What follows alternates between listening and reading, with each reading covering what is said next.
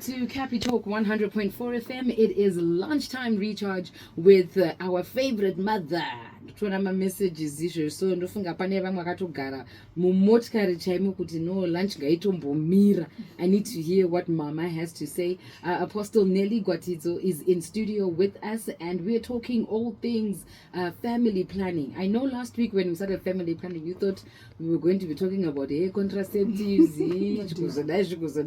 but this is family planning God's way, the way God intended families to be. And for those of you who do not know, Mama Gwatidzo is a marriage counselor. And when you counsel people in marriage, you're basically also just counseling family as well. Mom, welcome to Cappy Talk. Hi Becky, how are you? I am doing great. I'm always excited when it's time for lunchtime recharge because we know it's going to be recharged. Ndofunga last week pane vanhu vakatokwenya musoro last week kuti hey, religion, how far? Because that's where we ended it off. Yes. So let's start it from there. We spoke about family planning from a point of choosing a partner. Oh, yeah. And depending on how you choose the partner, Yes. determines what the family is going to be like and the generations after that. Yeah. Then we had a caller who said Mama is not lying, she's telling the truth. Religion is a very important aspect when picking a partner. So ngatitangire ipapo. Last week you said being a Christian is not enough. It's not enough. Why is that not enough? Is that not what we say, don't be unequally yoked? Okay, fine. Now I find someone who's equally yoked with me. You're saying it's not enough. Yeah, it's not enough, Becky, because more Christianity, more tine a whole lot of different doctrines. Shema Christ to say yes, but what really do we believe in? It's not because kune mamwe makristu kuenda fedza kunovhunzira kunoshandirwa is not an issue. Kuenda kwakwasekuru chaiko kuti unopiwa bute is not an issue. Tinodya kwese, but kune vamwe mastaunji Christians it's a no-go area. No compromise whatsoever. No compromise whatsoever. Even if zvikaoma zvikaita sei tinorambira pana Jesu wedu ipapo, breakthrough yedu inotiona tiri ipapo. But kunobva kwauya muka statement kasimo zvako mubhaibheri kai kanonzi kai Mwari unobatsira nodini anozvibatsirawo investi yondoitsvage but masoko atakazongosimbisana nawo kuti Mwari anobatsira munhu anodini anozvibatsirawo. But is it true? Isusu kune mamwe makristu manje ari kuti I totally depend on Jesus Christ and nothing else. Anditombozami kuti Jesus is enough. He is enough. Saka mune mazowanana makadaro manje panobva patotanga manje ma-problems because uyo ari kuti zvinoita uyo ari kuti ashiti. And zvinotanga zvidiki bheki kana tichiri kupinda, because kana tichiri kupinda love inenge yakakura inenge iri ku 80%. Don't say anything else. Saka pa 20% pa ndo patoda kuti religion kuti zvinangana basa zvichaita basa, because the more we are staying together, love and kuti inopera but inoenda ichidzika kuti ende pa normal. Inoenda ichidzika ichiuya kuba 50%. So ipapo ndo pakukwirawo zvinhu zvataiignore when we were dating. Ana religion vaya manje vakutora prominence because vakuchidiwa kuti put into practice. Yeah, zvinonetsa zvatanga manje. Sure. So at some point, the things that we're overlooking are going to be important. Of course, they are going to be important and they are going to have a mark relationship here. Yakakura. Whether a positive or a negative, but there's going to be a mark. A big mark. And I'm thinking when we talk about a mark, let's say now the family has children in it. The children will now start to see that there's a conflict here. There's a difference. Mom is saying we should do this, but dad is saying we do things like this. Or if dad is saying we do things like this, Mama, I have a scenario Becky yekuti patinenge takarorana mukomana wangu uyu aitoenda kuchurch. You know, he was a Christian. Aitoenda kuchurch, inini ndaitoenda kuchurch, but church dzedu dzakasiyana zvadzo. And then tazvamu marriage 2, 3, 4, 5 years down the line, 7 years vana vapo murume akuchiti manje inini ndakazoona kuti kumusha kwedu wow ini baba wangu akatofa usina kugadzirisa zvimwe zvinhu saka zvinhu izvo zvinofanira kutogadzirwa because zvikasagadzirwa zvichanetsa even magenerations to come. And you're like, what? Zvinhu zvipi? And obva akudza pandakatoenda kumusha ndakatonoudzwa inini kuti zvinhu zvinoda kutogadziriswa. Zvinhu zvada kugadzirisa even mai wake vakamubereka vari kutotya kuti apinde mazviri because vanoziva maimplications azvo. But iye akupinda mazviri iwewe uchiri kuenda kuchechi uchiri mukristu. How do you then balance it? Because iye ari kuti kana ndakuenda uku kunoshandirwa nevana vangu vari kufanira kuenda because vana vangu vakasanotemerwa nyora vakasanobatsirwa ko vakazokanganiswa nezvinhu izvi mangwana. Anyway, I strongly believe in God. Mwari hapana chavasingagoni bla bla bla. Murume wako ada kutora vana vako kuenda navo kwasekuru kunotemeresa nyora. How then do you deal with that? So religion hatigone kuiignore zvachose. We cannot turn a blind eye pairi. Ndosaka ndichiti nini zviri nani kuti muwanane vanhu vane belief ne doctrine imwe chete so that mangwana amite ma problems nema challenges a compromise. Right. Because once you then tell me kuti wada kuenda nevana kun'anga inini vana ndakavadedicatisa kuchurch or ndakanova either the baptism at church and then you want to take my kids elsewhere to another totally different belief system uda kuti inini ndichita se obvious relationship yedu inotombo panotombokakatanwa ipapa. Yes, saka pakakatanwa kudaro kuti tizonyatsozodzokera pataive tiri when we started is very different. It's very difficult. If you have a story that you want to share concerning how you did not consider religion in your relationship, you can send through a message on our WhatsApp platform, or you can give us a call and share your story. Mom, talking about religion and the conflict that comes with it and building a generation, if we don't do this thing right in family planning, we can end up having what we call toxic families. Yes. So when you look at toxic families and the toxicity within the families, amongst siblings, amongst brothers and sisters, because maybe while you were planning your family, you were told, don't marry this one. Don't. You're like, he's going to be my husband. That's my wife. And all those things. And then you are now married, but then your marriage is in trouble. And that extended family now, he has no option. We don't invite them. Okay, all right. Saka vapinda manje ka vari kuzokureminder beki takati chi. What did we say in the first place? Because pampacho unongona kuti nini nemurume wangu tawirirana kuti iye he will be going to his church, I'll be going to my church, there's no problem. In fact kutoti tionekwa kuti tiri mature and tiri chichi takadzidza takazita sei kugona ku appreciate kusiyana kwedu kuti mumwe belongs there and I belong here. Fine. But the moment when problems start to happen, already, family they'll ask, they can't be chechi. Yeah. Anenda kupi, kwakati. Okay. Unozozvikwanisa. Kwakati one day. But no, we agreed, we talked about that, and Becky will be going to your church, and I'll be going to my church. Fine. And same applies to the men. But panozoita ma problems, Becky. Ava vana ava vanenge vagara vakamirira kare vakatopfeka ma-life supporting jackets vachiti kana ndege yakudonha tida kuzojamba tichida kumubatsira. And their first statement is, we said this. Takakuudza asi kuti hauna kuteerera iye zvinoita sei.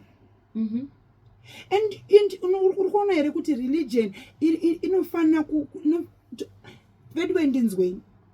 Love is blind. But marriage is an eye-opener. Yeah. Vurai maziso kana takutaura wangonzwa munhu akutaura zveroora kana zvekuroorwa ngatichitange kutoisona kuti are we compatible in all areas dziri significant dzakaita se religion hatigone kutomboignore zvamuchose. Because religion brings about the same value system. Iwe kuchechi kwaunenge uchienda pekiwe wanditi priest or pastor tinovaona ikoko kwavari ikoko tichifara vari ikoko.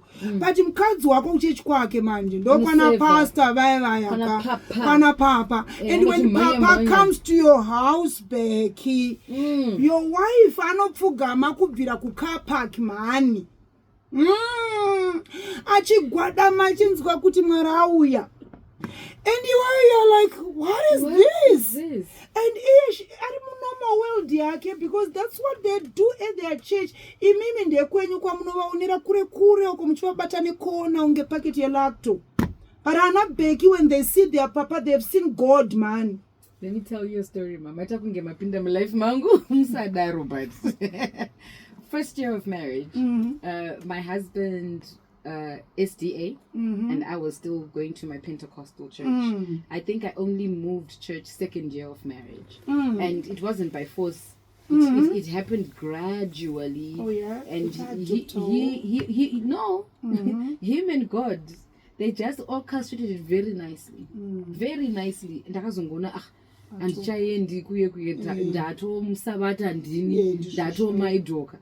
So first year, we are obviously like living together now. Takunyatsoziva manje kuti okay, this is what this man is like. And then he said to me, I'm not sure, it was nguva iko kuma 10 p.m. mama usiku ndauda kutorara pachwanzi baby ndigadziroti mwana wenyu zve takukanda magumbeze kudai ndisati ndabuda mubedroom ndabata door handle kudai zvikanzi hana bheki. This is my husband. Hana bheki tikwanireva handidai vari papa vako vakuti ndigadzire tii dai wamhanya kuti kungochadimbuka makumbo chaiko. You know there's always. And I woke up and I was like, I prayed for this husband. I prayed and God heard my prayer. And God gave me a good husband. He asked for a cup of tea. Mvura nematibeki, neshuga, nemkaka. And I mumble and... It's only that kutaura religion, but honestly, once you say that, right? How many wives do they have? Because honestly speaking, some of the things that you do for your pastors, they're supposed to be done by their wives. Come on. Honestly speaking, let's be real. Priest would understand. Yes. Papa wako wewe kana pastor kana evangelist kana whoever is your pastor ane mukadzi maani munushu. Yes. And mukadzi wake must be doing some of the duties dzamuri kukachikira muchiitira varume ava imimi venyu varume musingavaitire. Yes. And izvozvo ndozvatiri kutaura kuti madifferences tora mukomana anozviziva kuti munozosvika kuma-extremes iwayo muchiitira papa kana vauya because anozvigamuchira anozviziva ndomaakakurira. Yes. Not to take mwana uyo weku-SD wautaura kana mwana uyo wemuanglicani kana mwana uyo wokupi kupa ndiyatauri nemazita usauye uzova incorporata muzvinhu. It's a foreign world. They don't even understand it, because remember, to a husband, any other man who wants to encroach mu life yemukadzi wake is an enemy. Yes. He's a threat. Yes, because now the wife anenge ane reasoning yana papa. Yes. Kwete yemumba. Kwete yemumba. Nemurume wake. You see now. But papa wouldn't do that. Oh yes. But he didn't. Saka ma and values. Those settings, and I always say to women, zvamunoona ana pastor vachiita kuchecha zvisvo zvatinoita kumba. You know? Yeah, kuchechi ndiri kubasa kwangu. I know the rules and the regulations, and I know how to do my job. Right. Ndinotaura zvinyoru. Ndichiti mother saka kumba kuri sei. Saka baba vari sei. Oh, we'll pray zvinoita. Ndiri kubasa. Yes. Come to my house when I'm a husband. You will see my other side that you never knew. And ndora uri kuchiva raunoona kuchechi iroro ndora uda kukompea nemurume wako kana ari kumba kwake ari your husband. Apa hausi kuziva zviri kuitwa nemurume wako zvitori better than what the pastor does at his house. So values back there. Values, you know. They have to be the same. They have to be the same. So mama, no are you compromise. Saying, back to the thing, Yamataura kuti, being a Christian is not enough. The values have to be the same. Yes. Saka inini weku church A, I can't marry a guy from church B. Inini ndiri kufunga kuti kana church A na church B vawanana ngapaite compromise. Who is ready to change? To leave their church to join. Kurorana tongororana, but ndiani achabva kwake achienda kweumwe. Well, obviously the woman has to go to the man's church because you have taken the husband's name. I'm thinking, yes, you've taken the husband's name. It's like playing for one soccer team. ndoda kutosiyira vateereri vakumubvunzo kuti hapasiri peri pakutangira submission. maiwisho uona kwaenda nyaya submission iya yamuri kuti submission kana uchitoramba kuti ndicharamba chienda kuchechi kwedu because wakandona muchienda ikoko kweiwowo utaura izvo uchitsinzinyira kuti mazuva wakanga washairwa vakomana kuchechi kwedu wakatosha. Saka iwewe kana wakada kwauya kuvagiriki seida kuramba uri muroma. Wait, Beki tinotaura nyaya idzi tichinyatsodzipfanyanura. Yes. Do you know kuti kune maministries ekuti pastor ivawo the men anga ine potential mwana yeye kusvika kudenga nevhangeri. Pari yezvinezvi akadzorwa is just but like any other. Akagerwa vhudzi saSamson. Because akaramba vakadzi vekwaIsraeri akada mukadzi wekuvaFiristia Delilah. And Delilah made sure kuti one day ndichatsvaga panobva simba ine ndichakugera chete. Maimfundisi vakangouya because ivo akatarisa paTV vanana mai apostle nana mai prophet nana prophetess vanoona vanenge vakagezwa vakachena vakanaka and ndo zvakaya zviri mubrain mavasingaziva kuti kuseri kwemakeup nekuchena kuri kuitwa namai apostle namai prophetess vari kunamata vanhu ava vanotsanya vachidini iye akangouya achingoda the picture asingazive what that woman goes through. Kuzongodzwa kanyaya 1 nemutendi kudai kazadzwa muchechi yese. Pastor panzvimbo yekuti vaswere vachiita counseling nekubatsira vanhu kuvanamata nekuti vari kuita busy yekubvunza makuhwa akaitwa namai mufundisi pachechi. Mubvunzo woti pastor makavatora kupikwa amai makatiunzira amai but vakabvepi identity yamai vedu vari kubva kupa ava type yamamai kubva kupi values vakachiva kupfugamirwa vakachiva vari ende iwewe wamboudzwa nemaelder ekuchechi baba tsvagai mukadzi anonamata mukadzi. No one tells me about a wife, right? Yeah, you might tell me anything else but not my wife. I have to choose myself. Ukanotora ngarakata yako kwauya nayo. No, but mom, okay, varume they say when they know and see the woman that they want to marry moyo muti ende unenge nemapoints ese ekurwira nyaya yako kuti ibude zvakanaka. But chatainga paprogram inebe kuti religion is very important in a marriage setup. Amurambe mchimweta na Becky, when I look at you I can see an angel is missing in heaven. Atirambe todaro tichasvika pareality pekuti Becky ndiye amai panopamba. Alright, tatobereka vana nditi vana vachaenda nani kuchechi ipi, vana vachakudzwa nereligion yani, vana vachakudzwa nereligion yamai here kana kuti yababa. At one time I had a scenario where the mother was coming to my church and the father was a Catholic. Already watotoona vachitoenda kuchechi. Yes, saka baba waimboenda nemwana kuti koko amai vombokuona 2 weeks kwedu. Mwana ari confused yeye. Mwana ato confused. Saka tiri kuita sei? Pakazorwara mwana manje. Ini ndachidaidzwa kuonamatira mwana.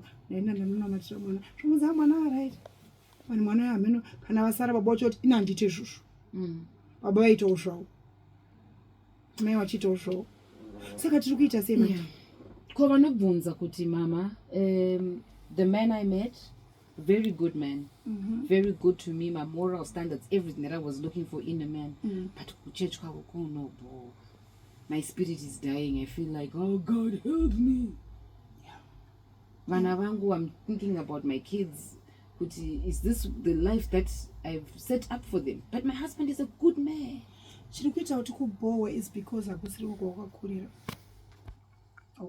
So what she must muridzi wacho muridzi wekoka ati ndiani mamurauza akanaka ndiyakanaka zviroti product yekunobowa.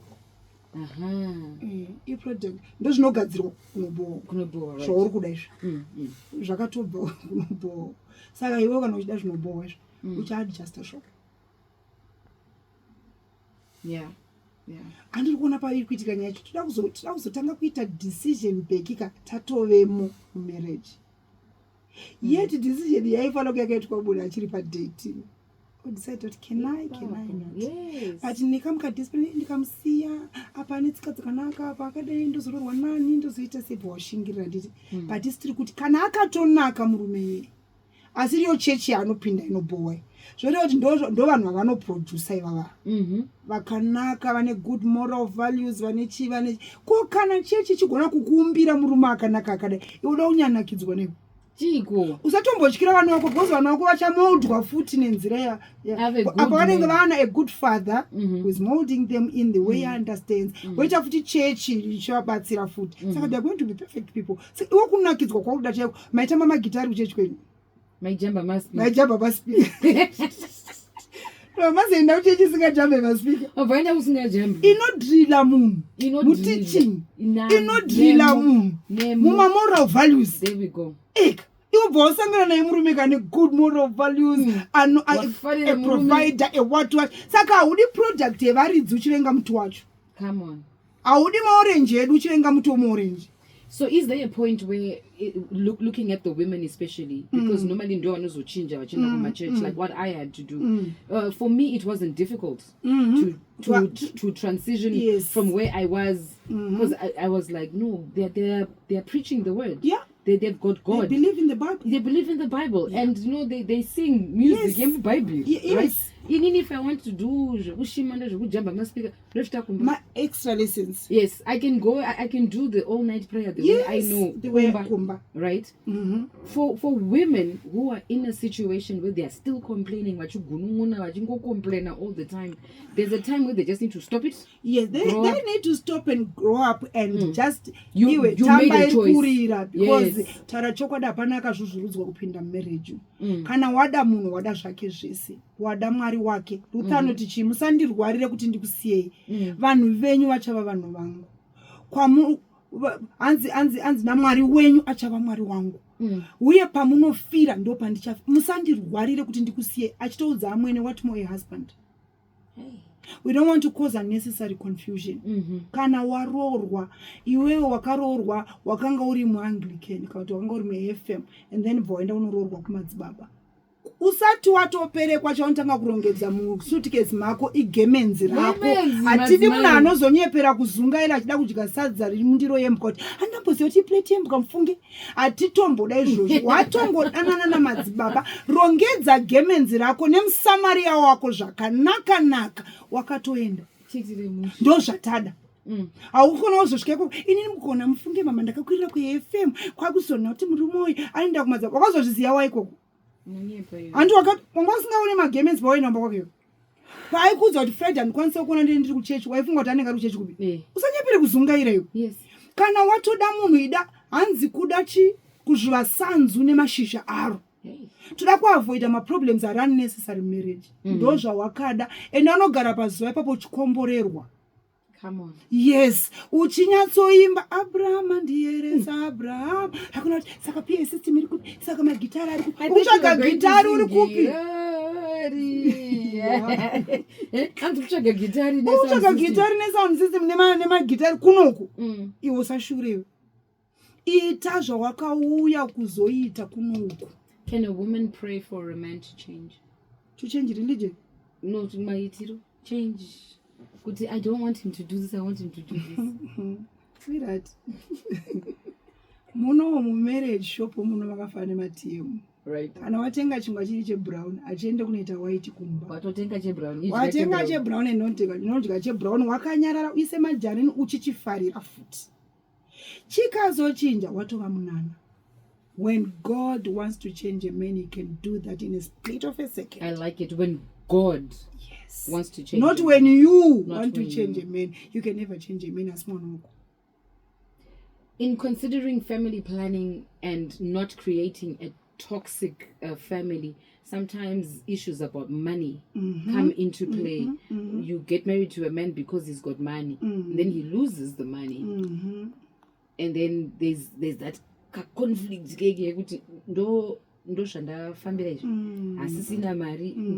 And I see a lot of women leave the moment the man loses that stature of monetary value.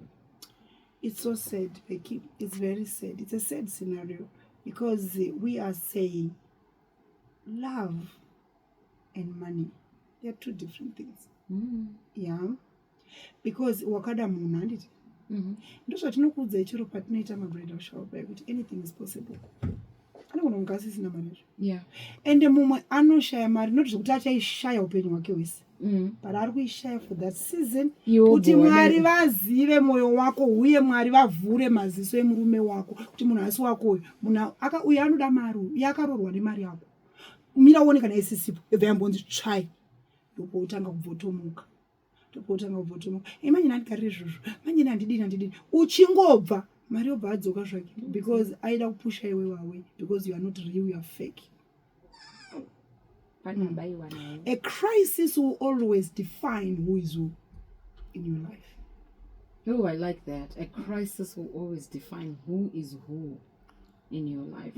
Mom, as we wrap this up, in not creating a toxic generation, toxic families, with lots of things that are just happening in families nowadays, what's your word of encouragement? What are we focusing on? Who've got a ring on their finger, I got engaged, and they still have to make that decision. And then there are some who are still dating, they still have to make that decision. And then there are some who got married last week, you may kiss the bride, and they are in it now. Then there are some who've been in it for years. So I want you, as you wrap it up, to speak to each and every one of those people in the different scenarios. Some can get out very fast. Some can't. I mean, they've been doing it for years. I just want to tell whether murume kana mukadzi kuti when we say dating, please musabhanka lessons, do every lesson, ask every question, and when you hear the answers, do not informed decision. Really decide what you want. Kana watopinda mwanangu atitarisire kuti unobuda for any reason besides iri damaging to yourself. Because let's learn and then get into it. Let's not get into it and then start learning. It will be too late. Let's learn before we get into it. Not get into it and then learn. It will be too late. It will be too late. Even if you can pass it will be too late. Even if you can foil it will be too late. And that's all the time we have for Lunchtime Recharge, a family plan.